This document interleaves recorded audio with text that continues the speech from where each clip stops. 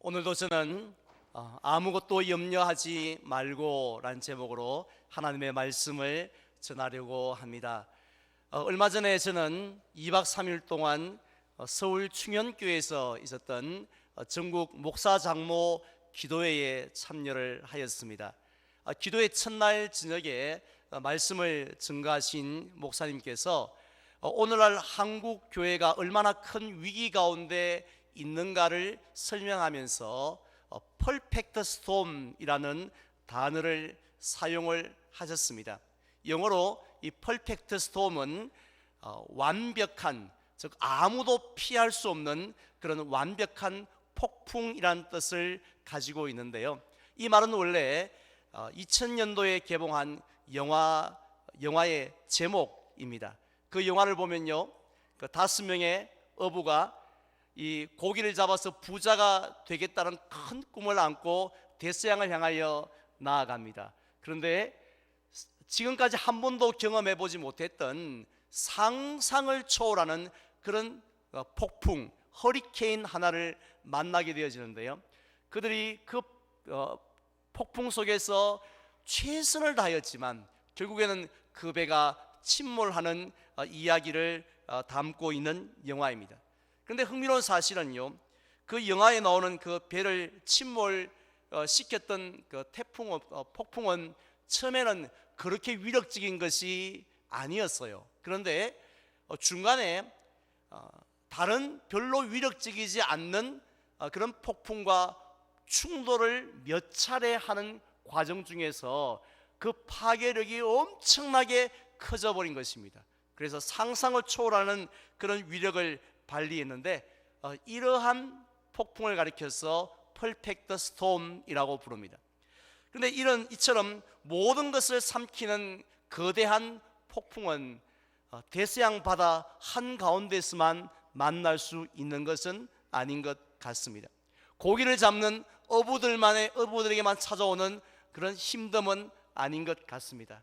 우리가 평상시에 살고 있는 저와 여러분들의 가정에서도요, 또 교회에서도, 그리고 여러분의 일터에서도 이러한 폭풍을 경험할 때가 있다는 것입니다. 사실 우리는 살아가면서 인생에 도움이 되는 호재를 만날 때가 있지 않습니까? 생각지 못했던 이게 웬 떡이냐, 이런 호재를 만나면 얼마나 기분이 좋습니까? 그때는 인생 별거 아닌 것처럼 생각되어집니다. 다 내 뜻대로 풀릴 것 같습니다. 그런데 전혀 예상하지 못했을 때에 백해무익한 인생의 악재라는 폭풍이 몰아칠 때가 있습니다. 그런데요, 그 폭풍이 내 사정을 좀 봐서 차례대로 하나씩 어느 정도 텀을 가지고 찾아와 주면 얼마나 좋겠습니까? 그런데 어떻습니까? 대부분의 경우는 이런 여러 가지 악재가 하나만 찾아와도 휘청거릴 것 같은데 두세 개가 동시다발적으로 찾아올 때가 있다는 것입니다. 저도 예외는 아니었습니다. 제가 30대 젊은 부목사 시절 때요, 서울에서 교회를 섬겼는데 하루는 이 겨울철 저녁이었어요. 지방에서 우리 성도님 가정에 이렇게 장례가 생겨서 우리 여러 성도님들을 모시고 교회 승합차, 그때 봉고였는데 봉고에 가득 타고 이제 내려가는 중이었습니다. 이 중앙고속도로에 보면 곤지암이 있는데요, 곤지암 근처에 가면 급격하게 고속도로가 이렇게 내리막길이 형성되어집니다. 그래서 그냥 신나게 이제 달리고 있는데 갑자기 차 뒤에서 무슨 이상한 소리가 나는 거예요. 그래서 백미러로 이렇게 보니까 이 운전석 뒤쪽 바퀴가 축이 부러졌어요. 바퀴가 떨어져 나가 버린 거예요. 그러니까 차가 어떻게 되겠습니까? 차가 그냥 갈지자로 춤을 추기 시작하는데 그 와중에 바로 그 차체와 이 도로가 마찰이 되지 않겠습니까? 그러다 보면 거기서 처음엔 연기가 무럭무럭 나더니만은 퍽 하고 차에 불이 붙어버리고 만 것입니다. 이 어린 마음에 뒤에 탄 권사님들은 믿음으로 편안하셨겠지만 저는 얼마나 당황하고 정신이 없었겠습니까? 나중에 정신을 정말 차리고 보니까 그 차가 갓길에 얌전하게 저절로 멈추어서 있었습니다. 그래서 급하게 내려서 이 쥐어주고 하고 계시는 권사님들 대피시키고 불을 껐어요. 그리고 그 다음에는요, 요즘 같은 뭐 핸드폰이 없지 않습니까? 그래서 뭐 보험사나 119에 연락을 해야 되는데 누구에게도 연락할 방법이 없는 것입니다. 할 수 있는 방법은 제일 가까운 휴게소까지 걸어가는 거예요. 그래서 그 추운 겨울밤에 권사님들 모시고 저 높은 곳을 향하여 나가는 것이 아니라 어디 있는지도 모르는 저 먼 휴게소를 향하여서 한 걸음 한 걸음 걸어갔던 생각이 납니다. 그때가 바로 저에게는 퍼펙트 스톰이었습니다. 우린 그런 때를 가리켜서 엎친데 덮친 격이다고 말하고, 또 한자성어로는 설상가상이라고 하지 않습니까? 그런데 이러한 폭풍이 저에게만 있었겠습니까? 오늘 말씀은 안 하시지만 이 자리에 앉아 계신 우리 성도님들도 이미 살아오시면서 그동안 산전수전 얼마나 많은 어려움들을 경험하셨겠습니까? 그런데 더욱더 안타까운 사실은요, 우린 다 지나간 이야기니까 이렇게 편안하게 말할 수 있습니다만은 지금 이 순간에도 그런 폭풍 한가운데 서 계신 분들이 이 자리에 적지 않다라는 것입니다. 그래서 찬송가 가사처럼 무거운 짐을 나 홀로 지고 견디다 못해 쓰러질 때라는 내용이 있는데, 정말 그 가사처럼 정말 곧 쓰러지기 일보 직전인 분들이 저희들 가운데 있습니다. 우리 흔히들 어려운 당한 분들, 성도들 주변에 만나면 제일 먼저 하는 말이 뭐죠? 기도하세요. 다 맡겨버리세요. 이렇게 말은 쉽게 합니다만은 정말 막상 그런 이 퍼펙트 스톰 안에 갇혀버리고 나면 기도할 힘마저도 잃어버리는 것 같습니다.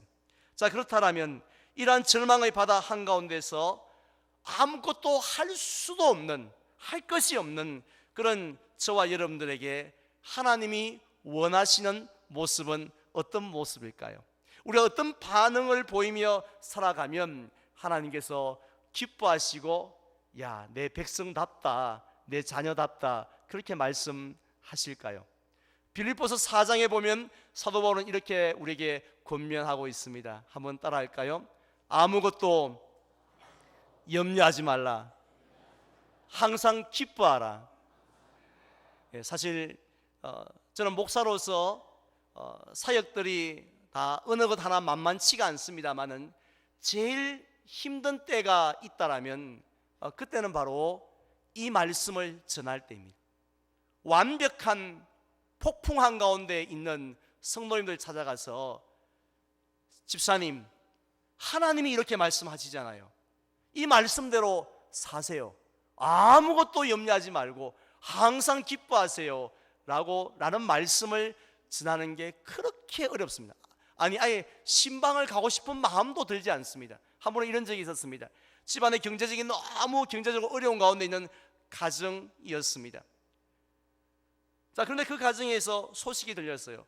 작업장에서 작업하다 손가락이 절단됐다는 거예요. 그분이 병원에 입원해 있는 응급실로 향하여 가면서 목사인 저의 마음속에는 무슨 생각이 들었겠습니까? 어떻게 이 말씀을 전할까? 그분에게 찾아가서 원망하세요, 시큰 욕하세요, 절망하세요, 이제는 희망이 없다고 이제 주저앉아 버리세요, 이렇게 말하겠습니까? 아무것도 염려하지 말고 항상 기뻐하세요라고 권면해야 되는데 이 말을 어떻게 제가 할 수 있습니까? 상식적으로 사실은 이게 불가능한 이야기 아닙니까? 어떻게 거대한 폭풍 한가운데 있는 분 보고 아무것도 염려하지 마십시오라고 말할 수가 있겠습니까? 지금 손가락이 잘려서 있는 눈앞이 캄캄한 그분에게 내가 항상 기뻐하십시오, 어떻게 이런 말씀을 전할 수가 있겠습니까? 그런데 빌립보서를 기록한 사도 바울이 성도들을 향하여서, 완벽한 폭풍 가운데 있는 성도를 향하여서 너희들은 아무것도 염려하지 말고 항상 기뻐하라고 그렇게 말씀하신 것은요, 사도 바울이 태어날 때부터 입에 뭘 물고 태어나냐면 금수저를 물고 태어났어요.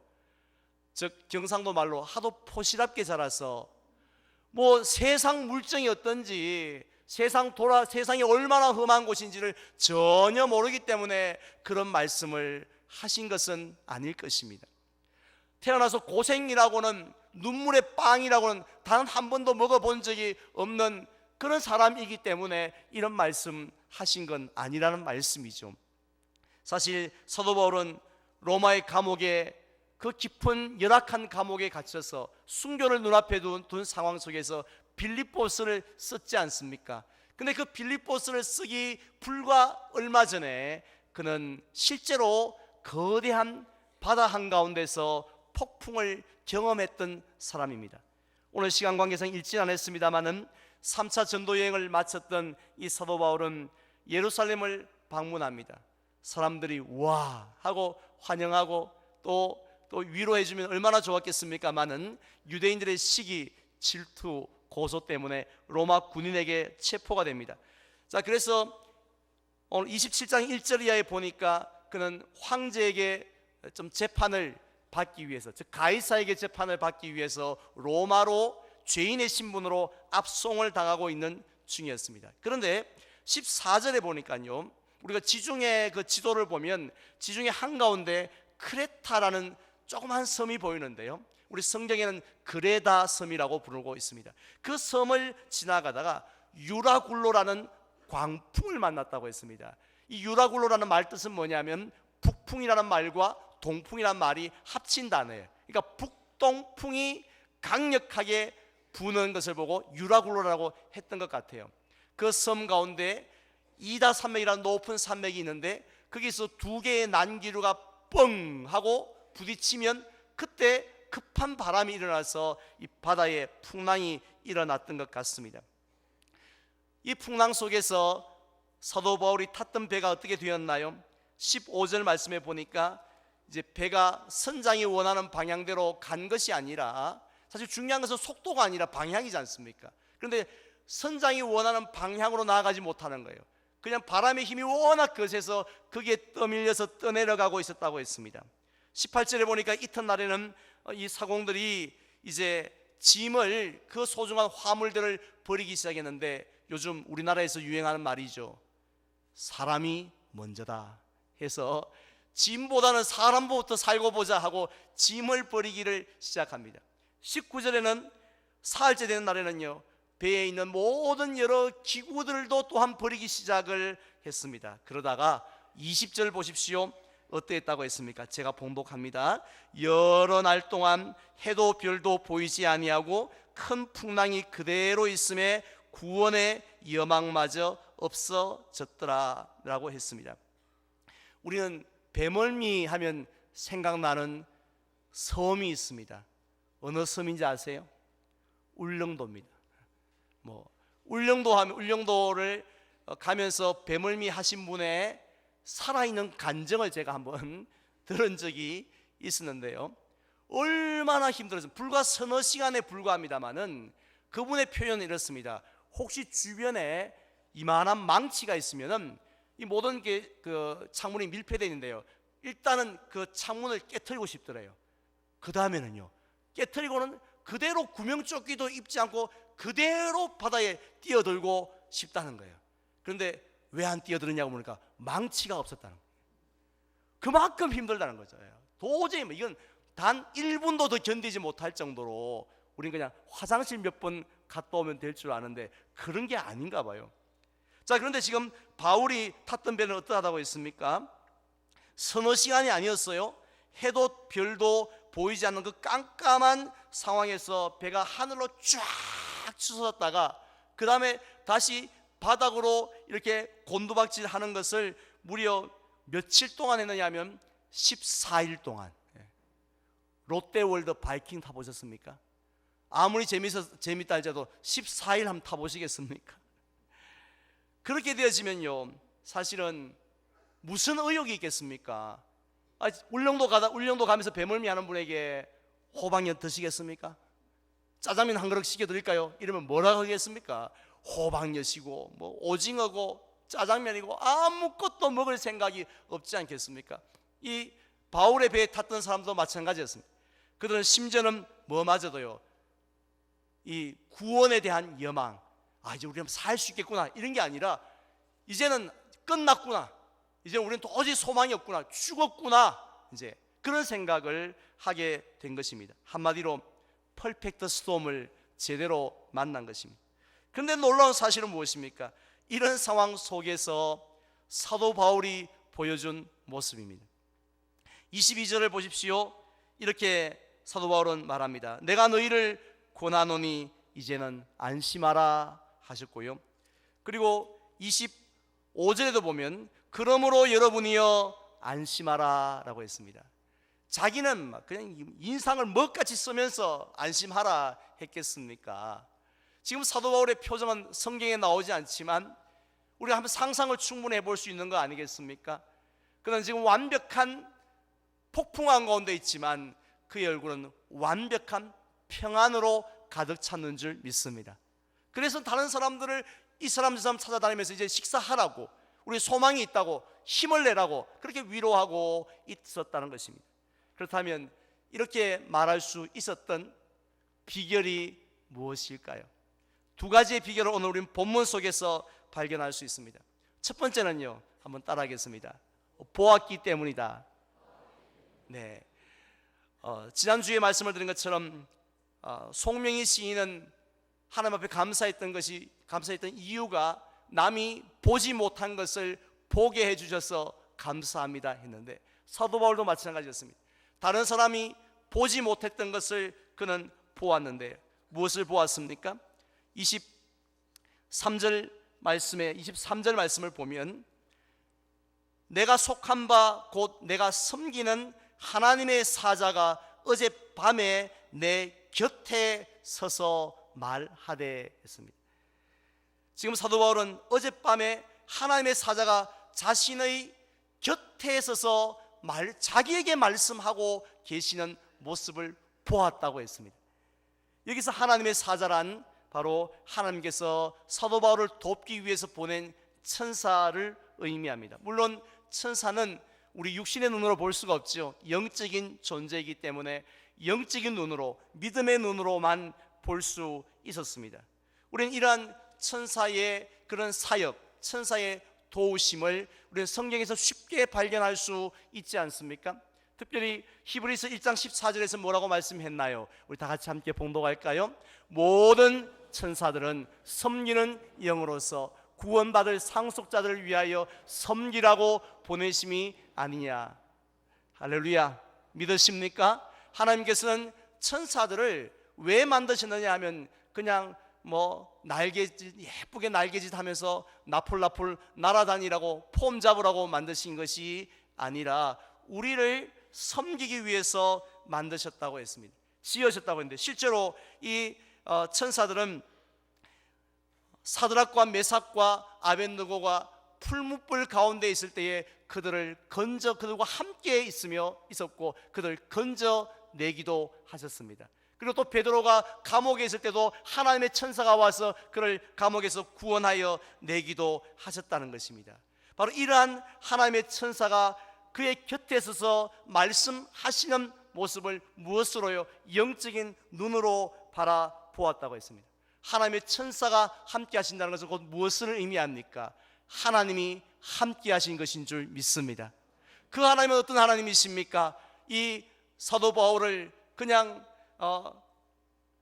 한번 잠깐 만나는 그런 분이 아니라 만세전에 너는 내 것이라 선택하셨고 하나님의 자녀 삼으셨고 하나님의 일꾼 삼아주셨던 그 하나님께서 바울 곁에 서 계신 것을 보았다는 것이요. 그 모습을 보는 순간 지금까지는 희망이 없었고 소망이 없었고 절망뿐이었는데 하나님의 임재의 모습을 보는 순간 사도 바울에게 있던 모든 절망들이, 슬픔들이, 염려들이 떠나가게 되는 줄 믿으시기를 바랍니다.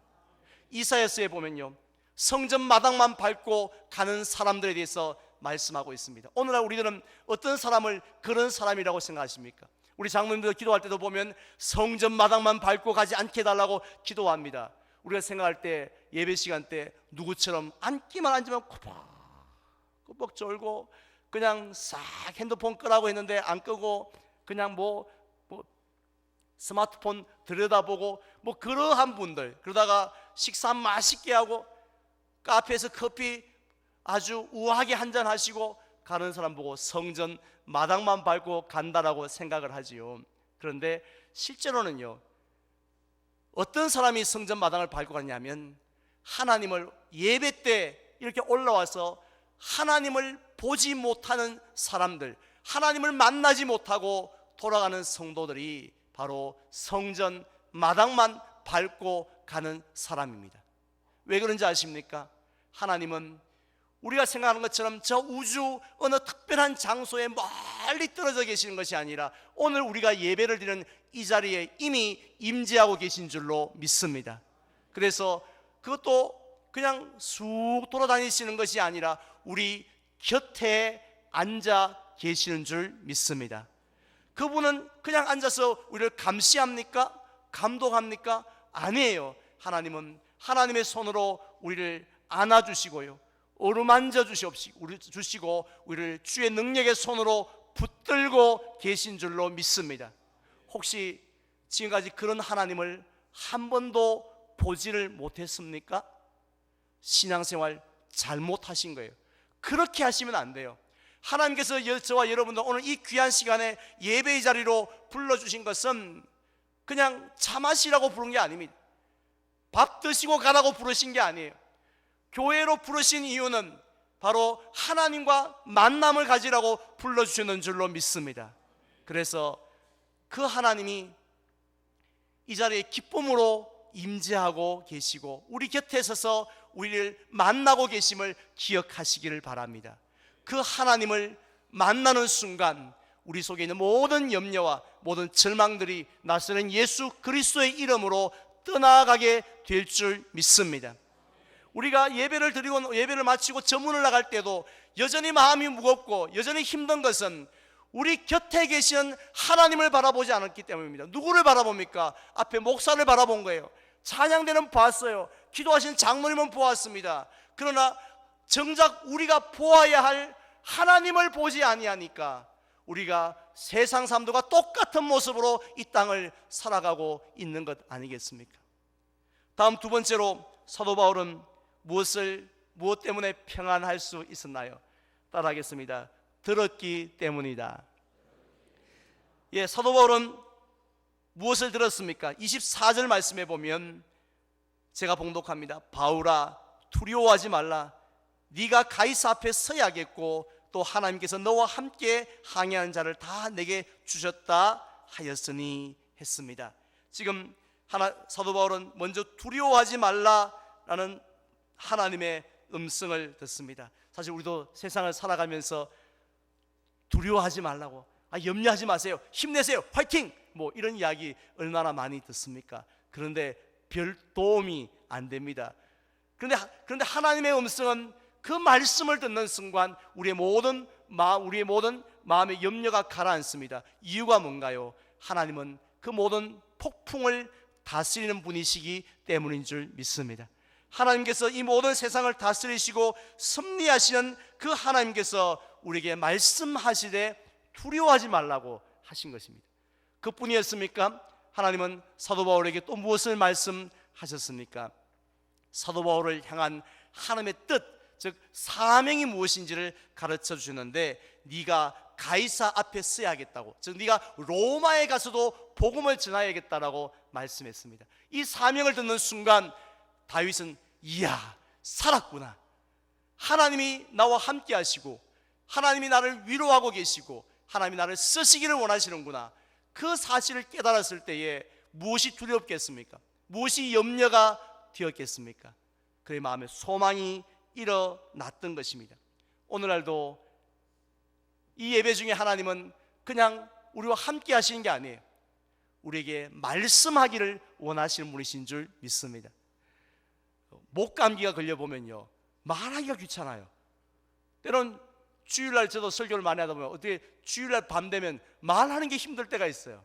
그런데 하나님은 우리에게 말씀하시기를 기뻐하시는 줄 하시는 분이신 줄 믿으시기를 바랍니다. 하나님은 우리의 귀를 열고요, 하나님의 음성을 들어주기를 원하고 계세요. 그런데 우리는 그 말씀, 하나님이 말씀을 하신다는 사실을 깨닫지 못하고 귀를 기울이지 않는다는 것입니다. 우리 교회 옆에 경부선 철도가 지나갑니다. 귀를 기울여 보세요.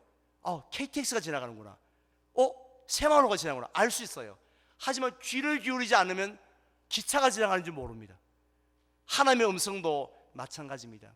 하나님이 이 자리에 함께 계셔서 나를 위로하시고, 때론 나를 책망하시고, 때론 나의 눈물을 닦아주시고, 때론 나에게 소망을 주기를 원하시는 분이신 줄 믿고 귀를 기울여 보시기 바랍니다. 그리하면 하나님이 우리의 영적인 귀에 말씀하실 줄 믿습니다. 그 말씀을 우리가 들을 때에 우리에게 놀라운 위로와 소망이 일어난다는 것입니다. 특별히 하나님은 우리에게 또 무엇을 말씀하시냐면요, 내가 너를 이렇게 쓰겠다고, 내가 너를 이렇게 사용하겠다고 말씀하십니다. 그 음성 한번 들어보세요. 연세가 70이 넘어서 은퇴를 하시면 하나님이 안 쓰십니까? 평신도면 하나님께서 사명을 주지 아니하십니까? 우리 모두에게 주님 앞에 서는 그 순간까지 하나님이 주신 사명이 있는 줄 믿습니다. 계획이 있는 줄 믿습니다. 그 음성을 한번 들어보세요. 그 음성을 듣는 순간 우리가 얼마나 존귀한 존재인지 새롭게 깨닫게 된다는 것이에요. 그런데요, 이처럼 사도 바울처럼 하나님을 우리가 믿음의 눈으로 바라보고 또 우리의 귀로 하나님의 음성을 듣는 것이 우리가 너무 우리에게 게을리함이 있습니다. 잊어버릴 때가 얼마나 많이 있는지 모릅니다. 그래서 하나님보다는 내 앞에 있는 풍랑을 바라보고요, 또 하나님의 음성보다는 사람의 말을 들으며 살 때가 있습니다. 그래서 우리에게 필요하신 분이 누구신지 아십니까? 성령 하나님이십니다. 그럼 우리의 연약함을 돕고 계십니다. 그래서 우리는 늘 우리 기도할 때 하나님, 그 어떤 기도보다도 우리가 간절히 구해야 될 것은 하나님, 내 눈을 열어 예배 가운데 함께 하신 하나님, 우리 가정 가운데 함께 하신 하나님, 또 나의 전도의 현장 가운데, 봉사의 현장 가운데, 생업 가운데 함께 하시는 그 하나님을 볼 수 있게 주시옵소서라고. 성령님, 내 귀를 열어주셔서 하나님의 음성을 듣고 돌아가게 주시옵소서. 내가 사람을 보고 교회에 와서 사람의 소리를 듣고는 아무것도 유익이 없사오니 하나님의 얼굴을 보게 하시고 하나님의 음성을 듣게 해주시옵소서. 그래서 저 문을 열고 나아갈 때 내 영혼이 춤을 추게 하여 주시옵소서. 그렇게 우리가 기도할 때에 성령님께서 우리의 기도대로 이루어 주실 줄 믿습니다. 이제 저는 말씀을 맺겠습니다. 우리는 인생을 살아가면서 아무도 피할 수 없는 완벽한 폭풍, 퍼펙트 스톰을 만날 때가 있습니다. 그때마다 세상 사람은 다 무너집니다만은 우리들은 사도 바울처럼 아무것도 염려하지 아니하고 기뻐하며 승리할 수 있는 비결이 있습니다. 첫 번째는 믿음의 눈을 열고 함께 하시는 하나님을 바라보고 만나는 것입니다. 두 번째는 믿음의 귀를 열고서 우리를 위로하고 계시며 우리에게 사명을 깨닫게 해주시는 하나님의 음성을 듣는 것입니다.